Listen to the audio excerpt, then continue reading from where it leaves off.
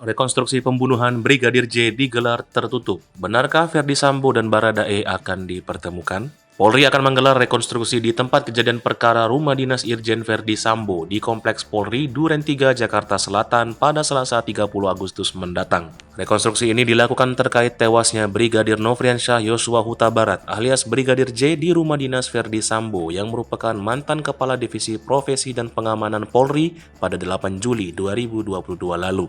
Kepala Divisi Humas Polri, Irjen Dedi Prasetyo mengatakan informasi mengenai rencana rekonstruksi ini didapat dari Direktur Tindak Pidana Umum Bareskrim Polri, Brigjen Andi Rian Jayadi. Rekonstruksi ini menurut Dedi bertujuan untuk memperjelas konstruksi hukum kasus dugaan pembunuhan berencana terhadap Brigadir J.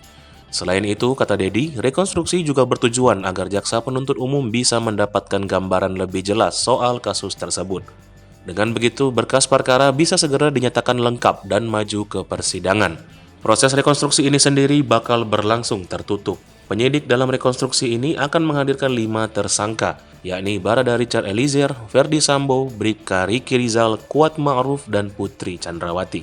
Selain para tersangka, polisi juga akan menghadirkan jaksa penuntut umum. Sedangkan pihak eksternal yang bakal turut dihadirkan adalah Komnas HAM dan Kompolnas HAM. Dedi memastikan kehadiran Komnas HAM dan Kompolnas dalam rekonstruksi ini terkait transparansi dan objektivitas.